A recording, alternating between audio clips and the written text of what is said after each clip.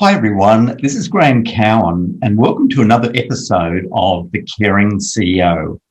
It's my job to interview CEOs and senior leaders who value building both a culture of care and a culture of high performance. I'm very keen to learn how they do this, and I'm sure for any leader who wants to build a high performance team, there'll be lots of practical suggestions and insights. I'm delighted today to welcome to the show Mike Schneider. Mike is the CEO of Bunnings, who operate 380 trading locations and have over 55,000 employees. They also have the distinction of being rated the #1 most trusted company brand in Australia by Roy Morgan. Mike has been with Bunnings since 2005 and loves the cut and thrust of a retail operation. He previously worked with other retailers and Westpac in a variety of roles, including human resources and senior regional and operational positions.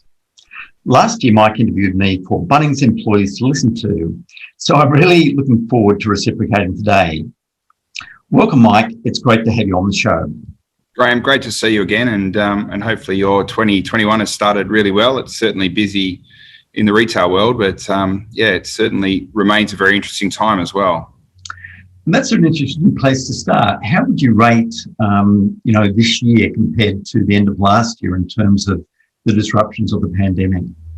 Yeah, it's certainly a really, as I said, really interesting time. For me, there's a degree of us getting used to sort of some of the unusual things that we had to face into, this time 12 months ago. This time 12 months ago, we were talking about a pandemic. The World Health Organization had classed it a pandemic. We were thinking about borders. We were hearing lots of different things, and then we had to sort of face into that. Coming into 2021, there's a lot more known about the unknown, if you like, and it's enabled us to sort of be certainly a lot more prepared and a lot more proactive in our approaches. I think the challenge continues to remain that rules and regulations change very, very quickly. So the agility that we really ramped up in 2020 is carrying into 2021, and hopefully the vaccines bring with them the hope of a return to something that we're more familiar with, and I hope that we can travel more easily, at least within Australia, than perhaps we've experienced in the last little while. What does caring in the workplace mean to you, Mike? It means so many different things, Graham. I think, the heart of Bunnings culture is all about our team members. We're fortunate to work with an incredible team, everyone from, young teenagers, 14 years and 9 months, starting their first retail careers, through to men and women in their 70s and 80s, who've built big careers with us over many, many decades. And, I think for us, it's the connection, it's the engagement, and it's the buy-in to our culture. And it is a culture where we're really focused on helping people grow. I often talk about, when I talk to people about careers at Bunnings, I talk about the desire to see them put down roots and grow a career with our organisation, be it in a store, in a support centre, in a distribution centre. There's so many opportunities. It's about being aware of what's going on in our team members' lives. And, when you are leading a big team, there are parallels to the broader population. 55,000 team members. If they're all together, it'd be a pretty good sized regional town or city. And all the things that go on in a regional town or city are going on in the lives of our team members. We've got team members battling illnesses. We've got team members, starting families. We've got team members that have got challenges with loved ones or their own lives. And it's getting to know the stories of our team members to the extent that they're comfortable to share, and to make sure that we provide the support not only professionally for development or for learning or for career advancement, but also emotionally, so people feel psychologically safe in the business, but they also feel that they've got people that they can talk to if things aren't going okay. That's that incredible question that you challenge through the organisation, and the Are You OK Day to sort of pose. And for us, the really important part, and I think you got me to reflect on this last year, is what do you do when someone says, no, I'm not okay, and how do you help? And we've done a lot of learning in that space, and that sort of now comes through in many of the programs we have, but it also comes through in the interactions we're having with our teammates. I notice you refer to teammates rather than employees. Why is that? It's certainly the language that the business uses. I think, we are part of a team. Every one of us has a role to play, and we all have different roles and responsibilities.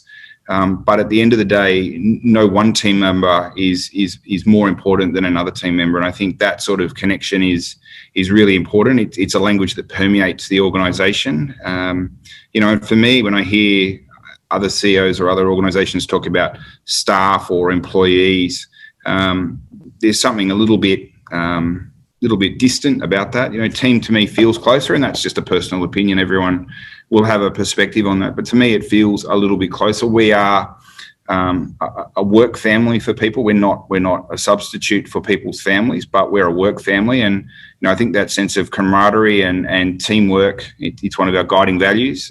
Teamwork, it really does permeate, and I think it's appropriate that we refer to each other as team leaders and teammates and friends. Yes, and when we spoke previously, you described your 4H's of leadership and how integral that was to the way that you operate. Would you mind explaining what those 4H's stand for and how you apply it? Yeah. So for me, over the years that I've worked in different leadership roles, and certainly the 5 years that I've been leading the team here at Bunnings, I've sort of come to reflect on the things that are important to me, and I've come up with sort of 4 key areas that I focus on, and they're, I guess, a personal mantra for me. They tie to an extent into the company's strategy and cultural framework, and really they help me as a filter for making decisions. The first one's all about honesty. We've got to be honest with ourselves, and we've got to be honest with our teammates. Two of our values are integrity and respect, and to me they are the sort of two sides of what you get if you put them together to build trust, and you can't have that without honesty. And honesty doesn't have to be a harsh thing. It can be a caring thing. It can be helping you connect with someone, but it is at the core of everything. And if you can't be honest with yourself, you can't be honest with your colleagues, you can't be honest with customers or suppliers, you find yourself trapped in a really difficult position. And as a leader, it becomes really difficult to know what you stand for, and for others to sort of go, we understand what this leader is standing for. And in 2020, we had to have some pretty tough conversations with people around why we needed to be open, or why we needed them to stay home, or many different things that were going on. And that honesty, it does build that trust, and people know where they stand. One of the things I love about our brand, and you touched on the fact that we've got over 300 trading locations across Australia and New Zealand, is exactly that. The vast majority of people who I talk to, when I say I work for Bunnings, the first question they ask me is, which store do you work in? And I think that connection through the community work, that connection through the proximity of so many Bunnings stores to customers, is really important. And that sort of speaks to the brand itself. This isn't a brand that you go out there and you see billboards or signs or TV ads spruiking the things we do in the community. Our mindset in the community is to give people a hand up rather than give handouts. And our team members live in their local communities. They send their kids to local schools. They raise their families. They support local charities and local sporting groups. And I think that humility is really important, which is a second. And I think I take my responsibilities in leading the Bunnings team incredibly seriously. I take my role as a dad incredibly seriously, and as a partner incredibly seriously. But what I don't take seriously is myself. And I think inherently in leadership roles, particularly ones that are a bit bigger or might have a public profile, can be a little bit easy to sort of fall in love, if you like, with that image. And at the end of the day, I've got responsibilities here, but they're to help people build great careers or buy great products to make their homes better. And staying very focused on that means that your feet are firmly planted on the ground, and hopefully, for people that are looking to me to be a role model, they see someone who is a positive role model, human and flawed with all the mistakes that we all make. But I think humility is really important. Our service strategy sort of informed my thinking on the third area, and that's all about helpfulness. When we talk about our customer experience being friendly and helpful, and I think when people come into a Bunnings store, hopefully in the main they meet team members who are happy to be at work because they enjoy their job and enjoy the products that we sell in the store environment, and that they can be helped if they don't know something. But it's equally important in terms of personal growth and development.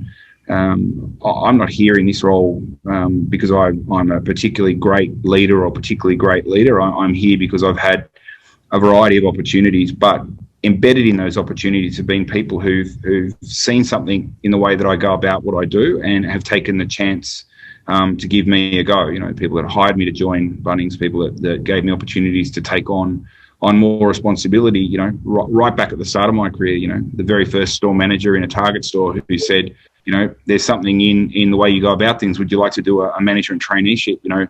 All those people, I'm standing on their shoulders and eternally grateful for that. And, the greatest gift I can give is to pay that forward and help other people and, treat other people the way I want the people in my life who I care about treated. We often say treat other people the way you want to be treated. We all put up with, the vagaries of life. We put up with, good customer service, bad customer service. We put up with queues. We put up with people who are having a bad day, who speak harshly or honk their horn at us, because we're human. And the danger is that if you accept that as the standard, occasionally you'll honk your horn at someone else or be rude or do whatever. But if I saw that happening to my partner or to my children, my reaction would be much more defensive. So I have that mindset of treating other people the way I want the people in my life who I care about treated. And the last one's all about having a bit of fun and having enjoyment in your life. I think, irrespective of how you sort of see life and you see what happens when life as we know it ends, the thing that's important to me professionally and the thing that's important to me personally is that I don't get to the other end of whenever that may be. And all things being equal, that's hopefully many years down the track, personally and professionally. But I don't want to get to that point and go, I wish I'd done something. I'd much rather look back and go, gee whiz, I was a bit ambitious in trying for that, or I would have done that differently had I had my time over. And that's all about being happy. And I think in our lives we are entitled to be happy. We're entitled to be around people who make us feel safe, make us feel loved, make us feel important, and we get to do the same things for them. We are entitled to have experiences that challenge us, stretch us, make us more resilient and stronger, but equally, things to laugh about and celebrate and share and look back on fondly. And I think that's important. So for me, it's honesty, it's humility, it's helpfulness and happiness. And I think if you can sort of, for me, if I can practice those, in my week and use them for thinking about, decisions I make inside and outside of work, then, I'm doing okay. Thank you for going through those 4 H's. I've mentioned them to a few people since we last spoke, and everyone writes them down. So there is something lovely and simple, but also quite profound, I think, especially things around humility and helpfulness and happiness. If we're not enjoying work, it makes it a chore. It makes the day go really, really long. Absolutely. I know that you really played a front foot role on helping to promote employee mental health, employee mental resilience. Why have you done that? A couple of reasons. I think first and foremostly, we all battle demons in our life. And there's people in my life, family members and close friends who I've seen, really, really battle. I've sadly known people who've taken their life, and I see the heartbreak it's caused in the people who love them, and clearly, that the pain that they must have gone through to get to a point where they felt that wasn't the only option that was viable. And in my own life, there's been ups and downs. You lose loved ones, relationships break down, all sorts of things can happen. Business ventures go wrong.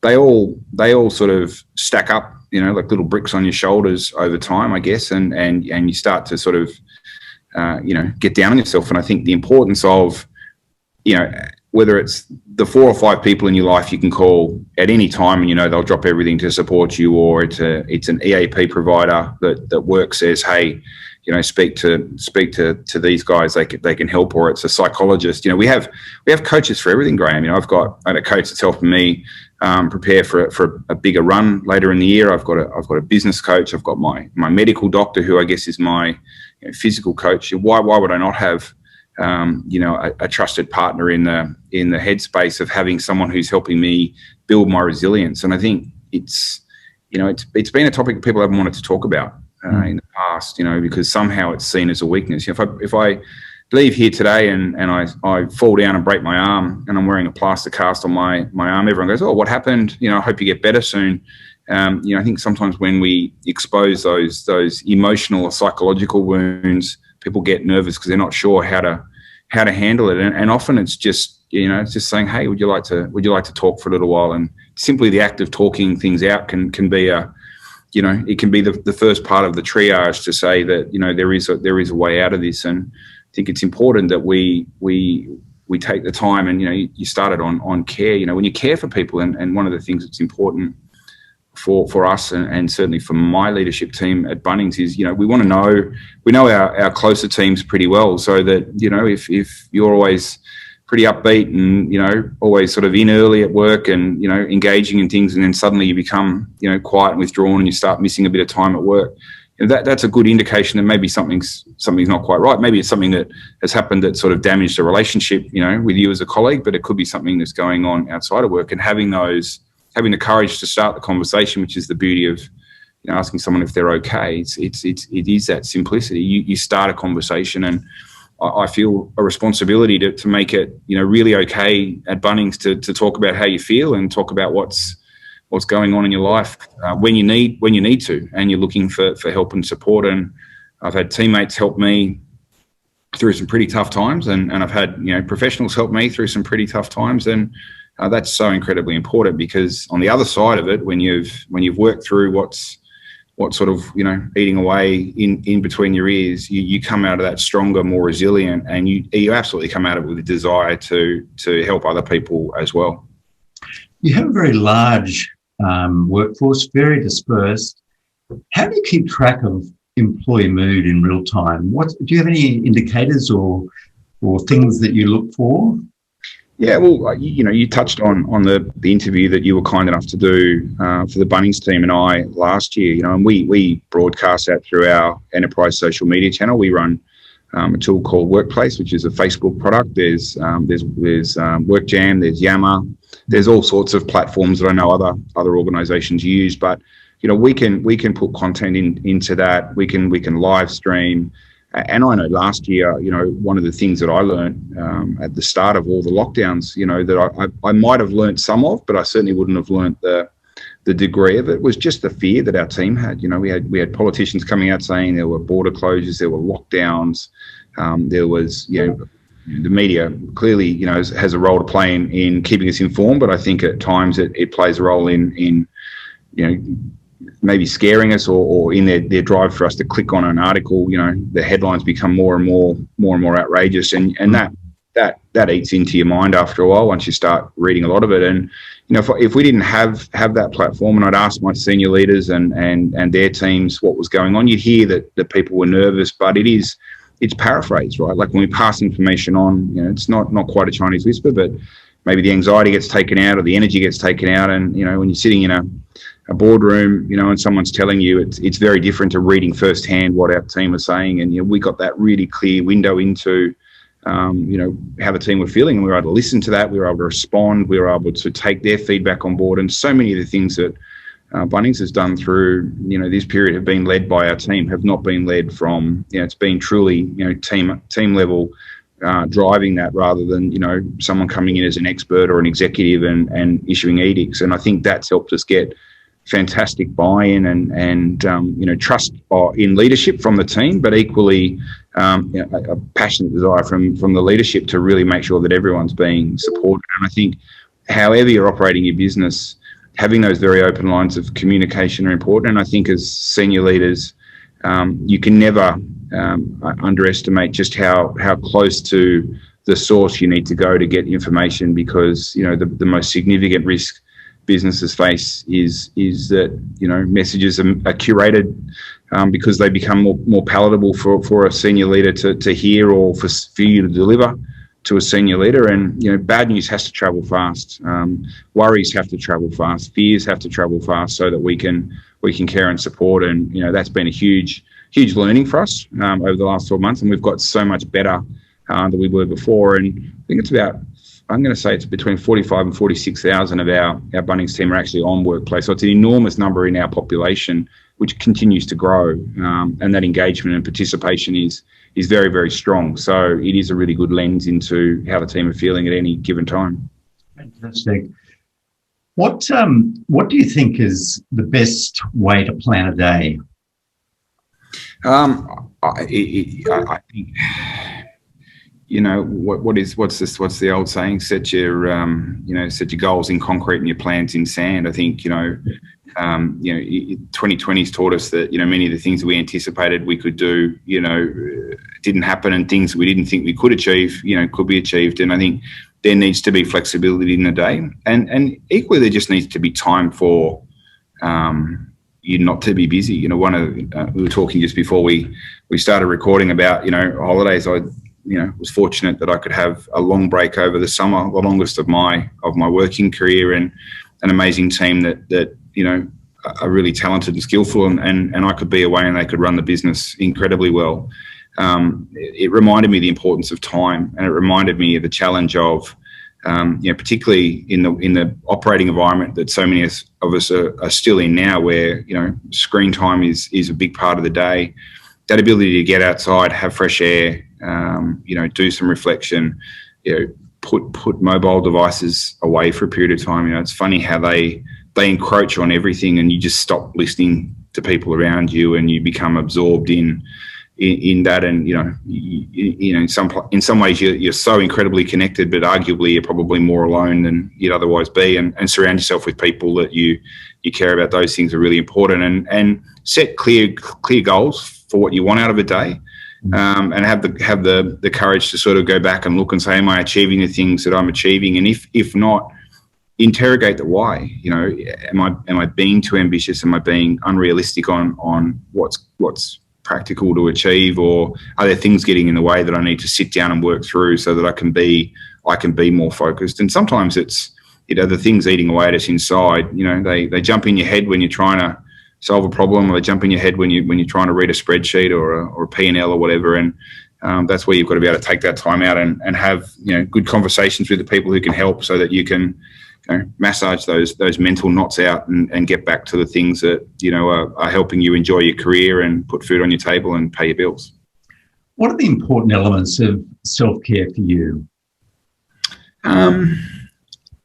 A few different things. I certainly I love to exercise, and not in a sort of a you can probably tell looking at me, and not in an over the top way, but I like being active. I like moving. I like talking. I've got a pet dog. He's been an amazing addition to my family, and being out, just watching him happy with the world, smiling, for no reason other than he gets to go out in the fresh air and have a walk. It's a reminder that simple things are great. Time out is important, and time with friends and family is important. And they are energizing, even if it's a dinner, or you're traveling to see them. That time is energizing, and that connectivity is there. So for me, they're things that are important. Sleep is incredibly important, and a balanced diet. As you sort of learn more and more about what works and what doesn't work, sticking to healthy food, fresh food. And balancing the sort of eating at home and eating out, so that you sort of got some control over what you're putting in your body. That's a really important thing as well. But and then I think that rest piece is just incredibly important. Yeah, fantastic. What are the things that you do to balance the competing priorities of high performance and having that care environment? Because there must be always tensions between those two. Yeah, look, we are absolutely a performance-driven organisation, and we're for profit, right? We have a shareholder in Wesfarmers who we have an obligation to perform for, and they obviously provide for our Wesfarmers shareholders. But I think it sort of comes back to a little bit of my own personal philosophy, which is take the work you do seriously, don't take yourself seriously, and be accessible for the team, and try and role model the behaviours you want to see in your most senior direct reports, and then find ways to check positively that those behaviours are being role modelled to their teams, and so on and so forth. I think that honesty piece I talked about in my 4 H's. If things aren't right, let's talk about what's not right, what's going on to make it so, you know, get to those root causes, and then you can take steps to drive performance. And I think, you know, importantly, you know, pinching sort of a cricketing analogy, you can only play the ball you're facing. You can't play the ball that was bowled before, and you can't play the ball that's coming next or in the next over. You can only play the one shot at a time. And I think as a business, you know, you're dealing with multiple of those, but, you know, living with regret or not looking at what's in front of you and worrying about what's going to come, that they either tended to trigger, you know, quite negative thoughts. You know, if you think about, you know, anxiety, it's often worrying about what may or may not happen in the future based on what's happened in the past. And, you know, being in the moment on things and being informed is important, and being honest when it's not right so you can address it is important. But ultimately, you know, they're all about taking the work seriously, not about taking yourself seriously. Bunnings had some disappointment when the expansion to the UK and Ireland didn't work out. What was that like to manage for you, where, you know, obviously there's some really hard decisions to be made around people and mainly people, I guess. So what was it like for yourself? Yeah, it was really, really hard. Probably the most personally taxing period of my career. You know, we were working with people, you know, there were people who'd travelled from Australia to the UK to move their families and their lives to the UK. And, you know, people that I've worked with for a long time, respect enormously, you know, and, you know, as best we could, and in as many cases as we could, you know, bring them back to Australia into roles that were meaningful, that allow them to take the time out to reflect on their contributions and then move on. And, you know, the thing that I was adamant about as we sort of worked through the process was that, you know, we didn't want to see the business close down. I think for me, you know, the idea that, you know, over 10,000 people who didn't ask for our business to buy them, but were acquired as a result of the transaction, you know, we're working really hard to serve customers in stores, buy product, you know, get it into store through the supply chain.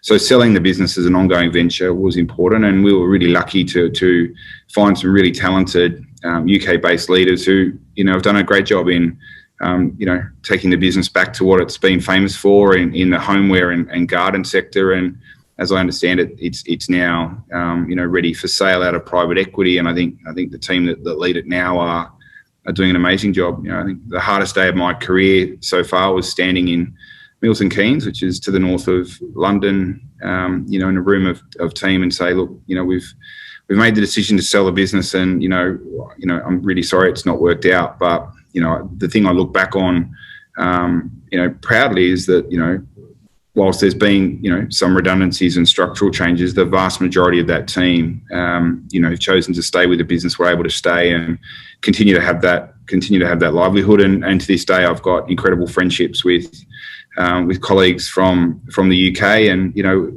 in the days when we can travel, it's lovely to go and see them and catch up, and vice versa. And, you know, I think from that, you know, what I've learned is that, you know, if you're going to do something, you need to be really clear on why, and then build a team that can solve the problems that need to be solved, because we weren't short in any way on incredibly talented retail leaders, and the people that gave their heart and soul in the 2 or so years that we were there.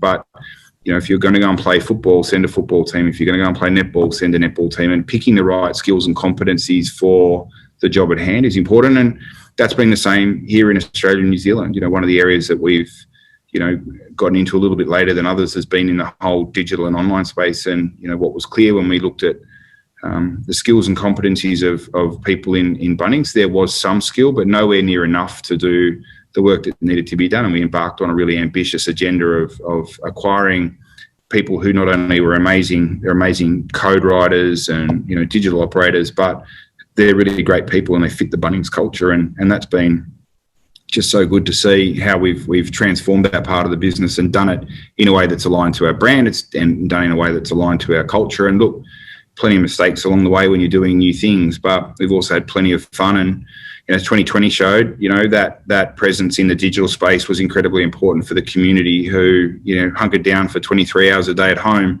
We're looking for things to do to stay active physically and as you know, stay active mentally. And that's such an important, you know, component of what mental health and mental well-being is all about.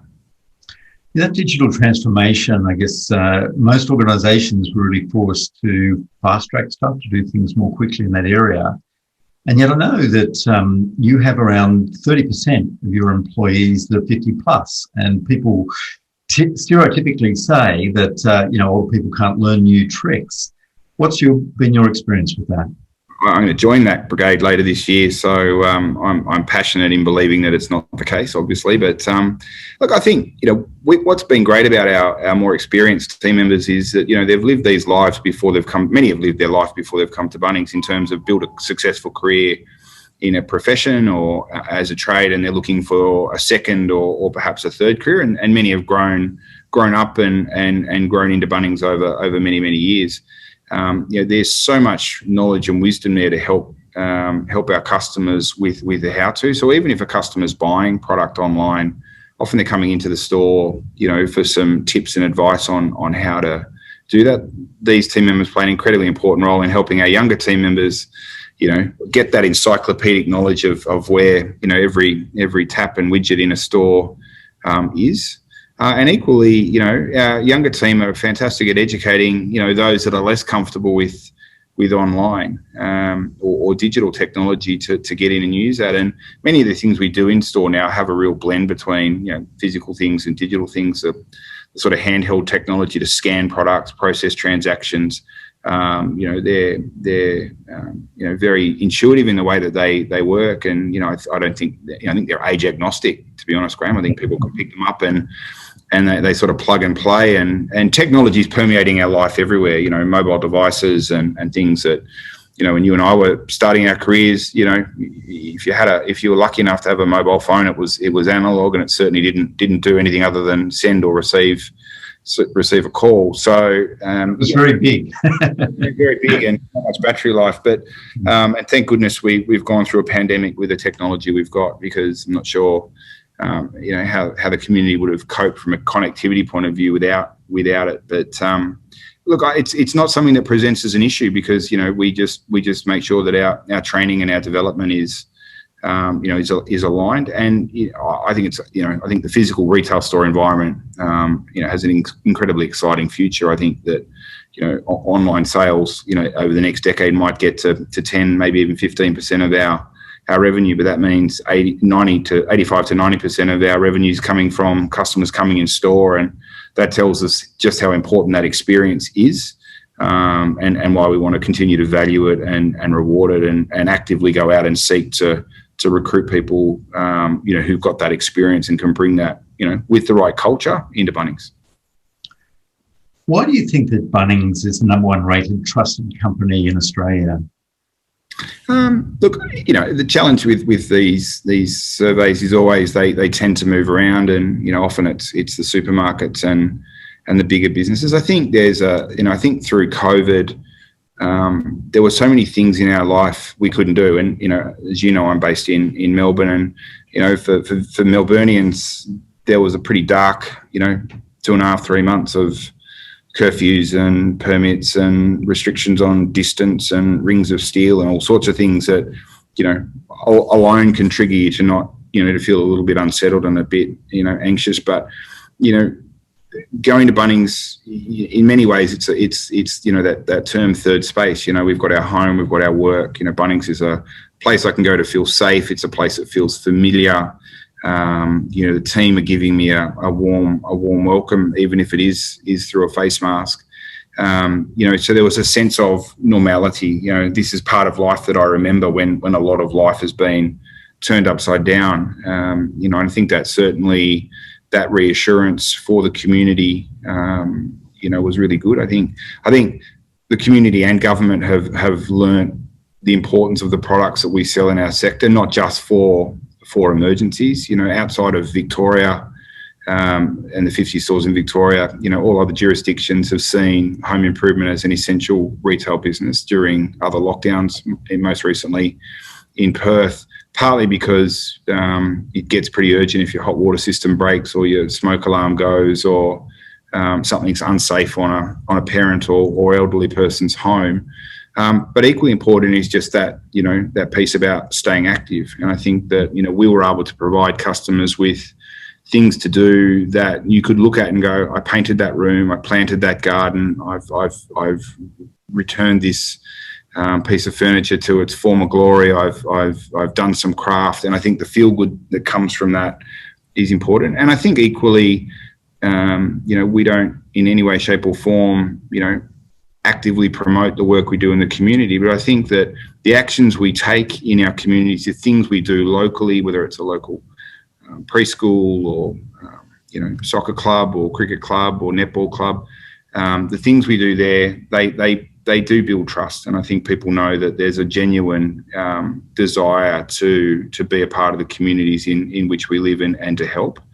And I think that pays dividend. And I think the final piece is the most important piece, which is our team. There's a familiarity to the Bunnings red shirt and apron. There's a, familiar face at the paint counter or the tool shop when you go in, and that human connection, is a really important part of, our brand signature, if you like. But, it's an important part of what our team do to care for their customers. What's been some really important things that you've learned from other leaders as you come up through the ranks?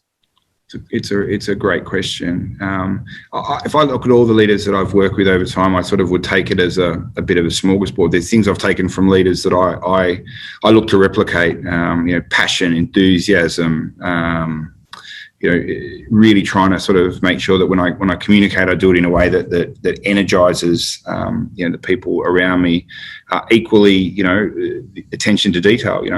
One of my strong memories of the years I worked at Westpac, was a leader I worked for, and I was promoted into a role to work with him. And sometimes you get to the next role and you think somehow work's meant to get a bit easier. And I probably took the foot off the accelerator, and he was pretty quick to sort of put the foot back on it for me and tell me that I needed to apply myself and work harder. So that sense of being diligent. And there's other leaders I've worked for who haven't made me feel great, who've made me feel scared or intimidated, or who've made me feel uninspired. And the learning I take from that is that that's not behaviour I want to be replicating. And we're human. People who've worked with me or known me over my whole career will know that there have been moments where I would have done, with the benefit of hindsight, I'd have done things differently. I was spoken differently. I might have helped more.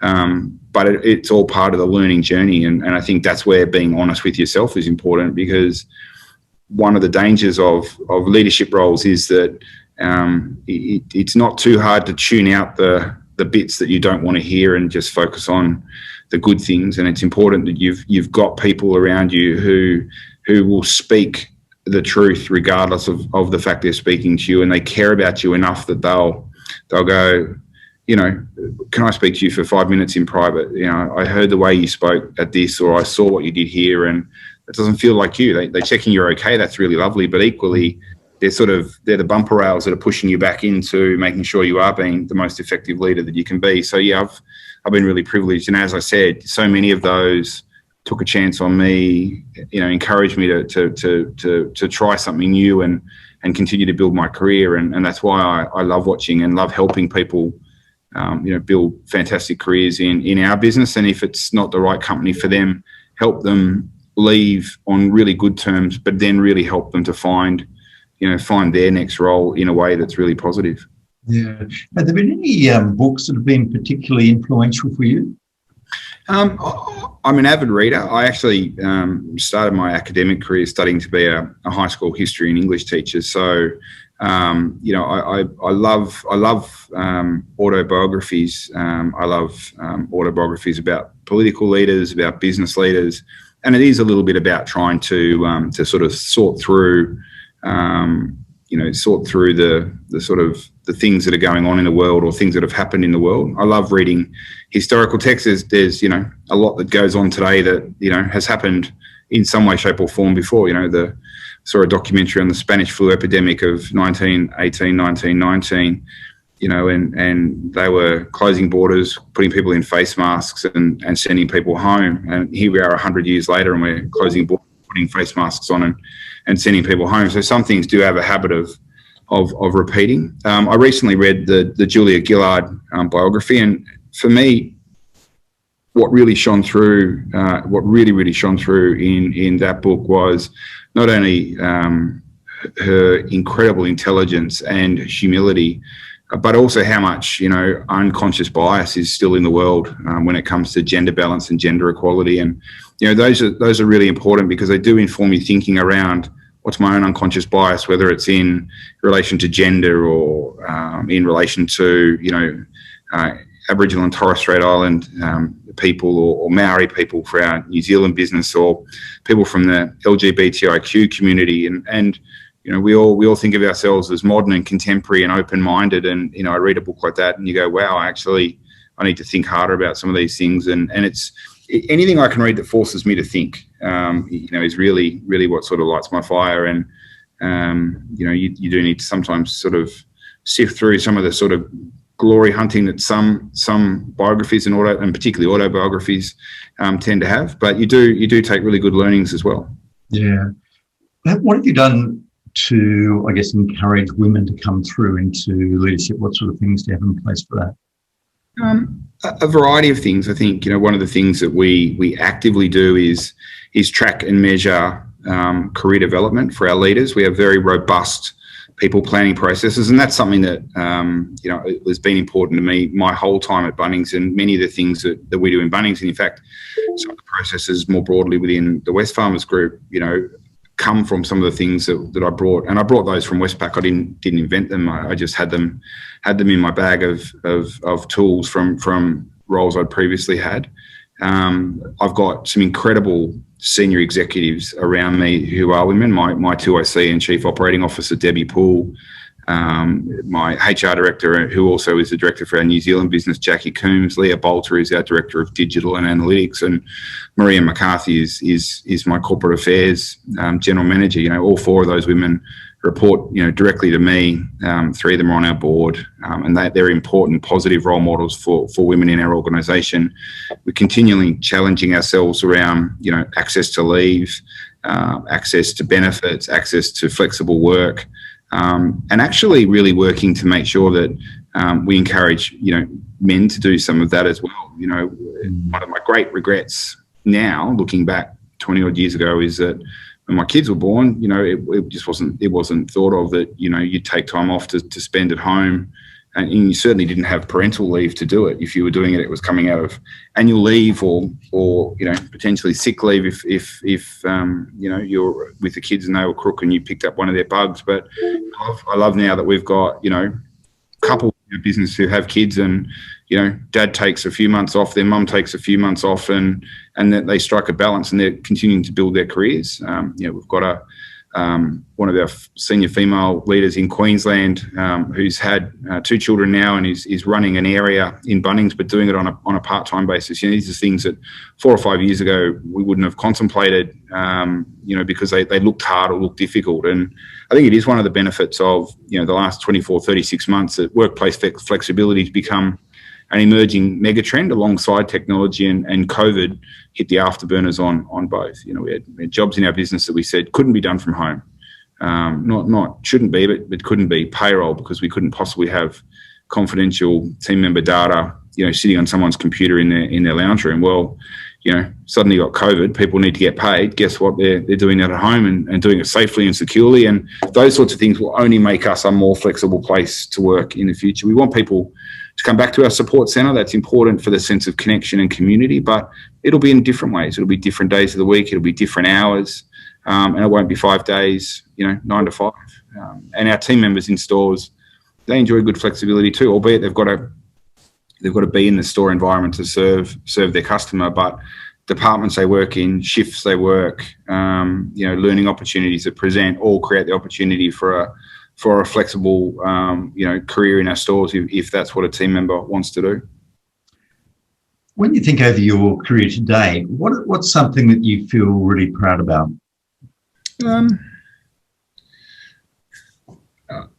I think I'm really pleased that as a business we got moving on our digital agenda. I'm really proud of that. I'm really proud that we've championed different programs for team members that needed a stronger voice. We were just touching on gender balance and women in leadership. I worked to make sure we had the funding for a program called Grow My Career, which is specifically targeted women in our business who want to build a career with Bunnings and finding ways for them to understand more about themselves, more about their own networks, but also how to sort of successfully build that career. But above everything, I'm just proud that we're able to create jobs for people to do, and we play a unique role in our domestic economy. We employ 55,000 people or thereabouts across Australia and New Zealand. We have 800,000 small businesses who have accounts with us, and we're helping them, to finance and manage the cash flow of their business as they support communities through trades and small businesses. And we've got thousands of people who come into our stores or are manufacturing products for our stores, through our supply chain network. So, I think the ability to create and sustain those jobs, it's a huge responsibility, but it's an incredible privilege. And to me, in 2020, we hired 8,000 more team members. Fantastic thing. We were able to give opportunities to people from industry sectors that couldn't work. Pilots and flight crew and ground crew and baggage handlers from the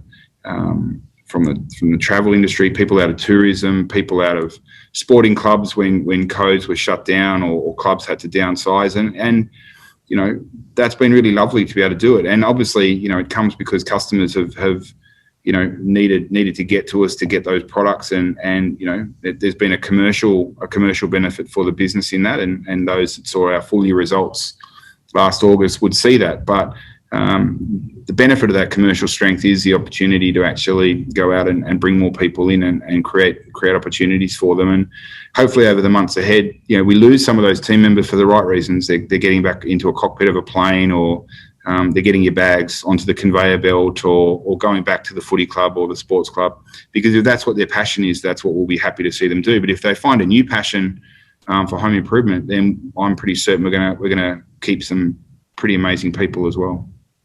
I love some of the fun things I've heard about your culture and this concept of challenge accepted. Can you just explain how that applies and how that plays out? It's a campaign we've been running through COVID.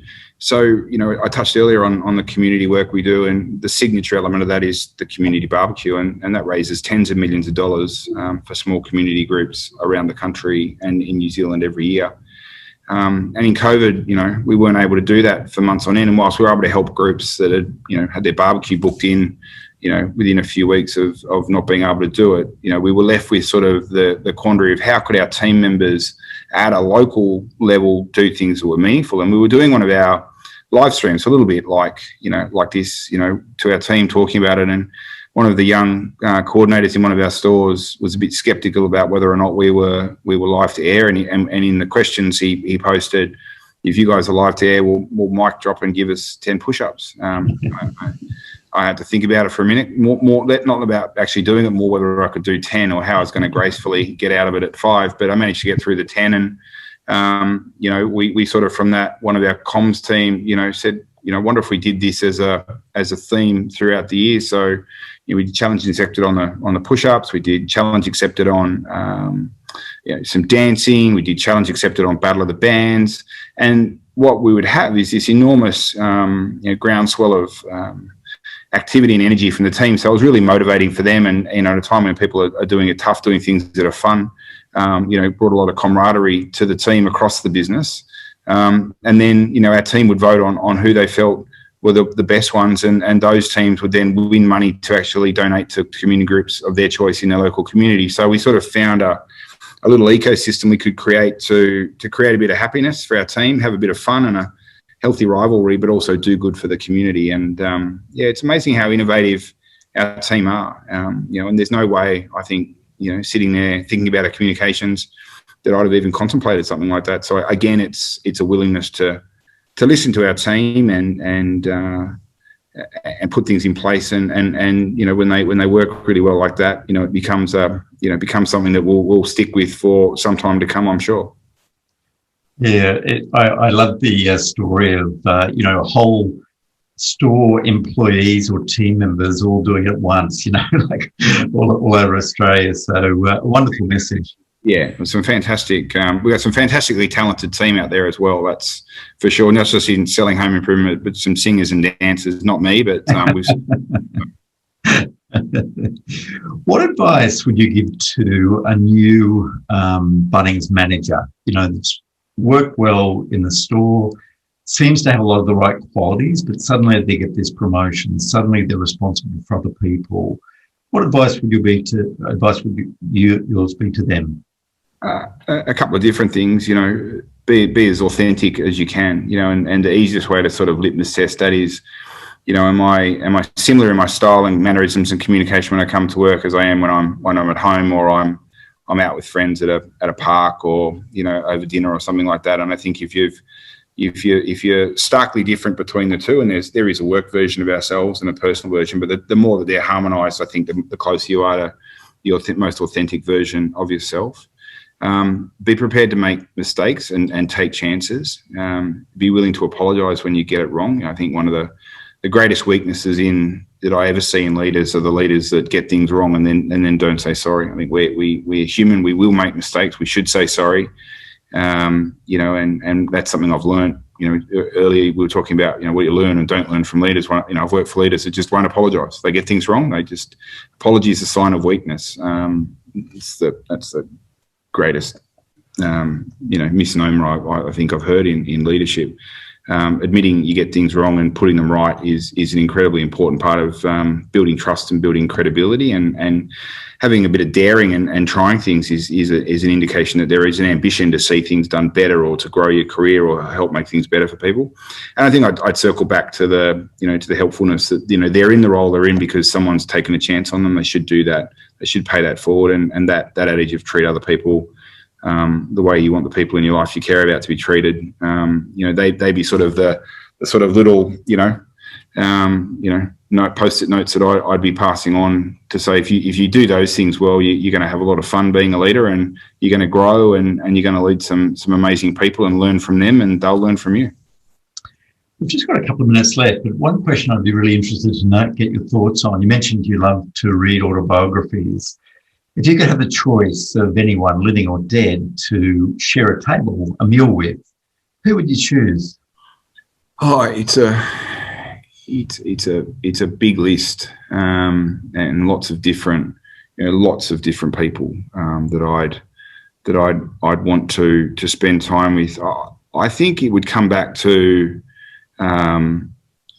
people like Nelson Mandela, or people like Mother Teresa. And I don't say that from a religious point of view. I just say it from a genuine desire to help, and the humility that comes with that. I think there's just this desire to help. I'd be intrigued to talk to Winston Churchill, someone who played such a vital role in the stoicism of the British people through the Second World War, and the challenges that they faced through the Blitz and things like that. To be unceremoniously dumped. Effectively, the second the war ended, he was voted out of office. I think that would be really fascinating. I think Bob Hawke, the incredible things he did for the trade union movement. And I think trade unions have such an important role to play in our economy, in making sure that the vulnerable are looked after and supported. And the work he did was incredible, in his intellect, and his larrikin charm. I think there's lots of different things, and it's always hard to say just one person, but I think if I could get everyone I wanted, it would be a pretty interesting dinner party. Certainly sounds like it. One of the interesting, in my third book, it was an international book, and I interviewed Alistair Campbell, who was Tony Blair's chief advisor, and I also interviewed Patrick Kennedy, of the Kennedy fame, nephew of JFK. And I asked them if they thought in today's world, if Winston Churchill would be elected, or in the US, would Abraham Lincoln be elected? And the sad thing they said was they didn't think so. They really didn't think so, because they were quite eccentric, both of them, and but extraordinarily effective. And I think it's a bit of a sad indication about sound bites and looks and feels. Those two people achieved amazing things, but it was quite sad to hear that both. Yeah, Churchill was there's nothing I'm saying about him that's not well documented. He had lifelong issues with the tax office in the UK, and he had a lifelong problem with alcohol.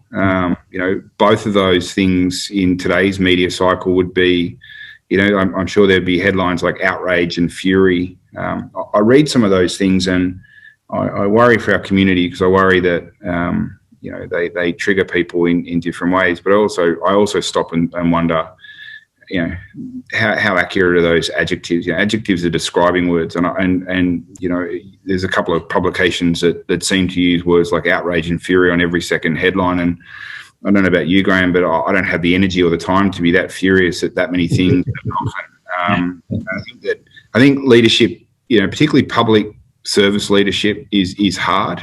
And people that do that as a vocation, I think, are incredibly courageous to do so. Whether you believe, a version of politics or another, I think there is a real courage in it, and it is really difficult because the people writing aren't the people affected. And ironically, when media personalities flame out, which occasionally happens, it's interesting to sort of watch the industry in the main take care of its own, but and not hold them to the same scrutiny that others do. And I think it's one of the reasons I've worked hard, as a leader of a larger company, to sort of steer well clear of media. There's plenty of opportunities to sort of get out there and build a profile as a leader. And I'm much happier at my local coffee shop on a Saturday morning and in my thongs and t-shirt and shorts with my dog and my partner or my kids, having a coffee or having breakfast, and no one knowing, no one other than the people that know me, knowing what I do for a day job. And I think that, fame in 2021 and in the future will be an even higher tightrope to walk on than it's been perhaps in the past. Yeah, very much so. If you could go back to your 18-year-old self, when I think you were working as a casual in a retail store in Chatswood in Sydney. Yep. Knowing what you know now, what advice would you give yourself back then?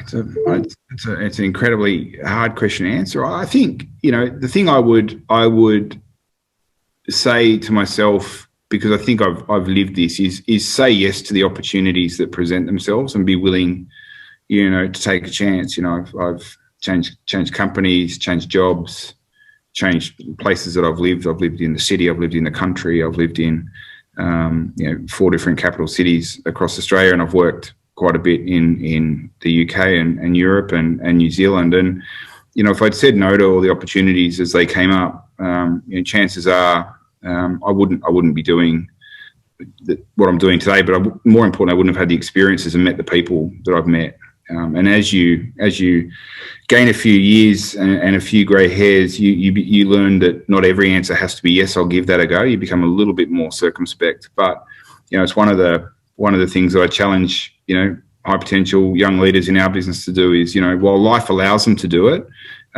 get out and travel, get out and explore, get out and take some opportunities, because as you and I both know, life is precious and life can be short. And there are amazing people whose lives are cut short for a whole range of reasons. And it comes back to that last point. It's probably a good one to sort of wrap up on, is that you want to be happy, you want to get where you're going and look back and go, yeah, that's been a good ride. So my encouragement to myself would be to take those chances and have a go. Wonderful advice, and it's been a real pleasure talking with you, Mike. I think I can't believe how fast time's gone, bro. Which is a great sign. And I think you've really demonstrated in very practical sense how you do juggle the tension between a culture of care and a culture of high performance. But I think it's very hard to have a culture of high performance without the care. I think a lot of the research shows that as well. Yeah. So I really appreciate your time, and it was wonderful to catch up with you today. Yeah, look forward to catching up with you again. Thanks again, Graham. Thanks, Mike. Thanks for joining us today. I hope you've learned something new and heard some practical tips that you can try with your team. If you've enjoyed this interview today, please rate us on iTunes, Spotify, or your favourite podcast platform. When you rate us, it helps other people to find us. We also welcome any comments. If you're interested in seeing more details about our scalable We Care mental health training programs, please visit us at factorc.com.au. Our goal for these programs is to make them accessible, practical, and ongoing. If you've been impressed by a caring CEO you would like us to interview, please email details to factorc.com.au. Thanks again for joining us.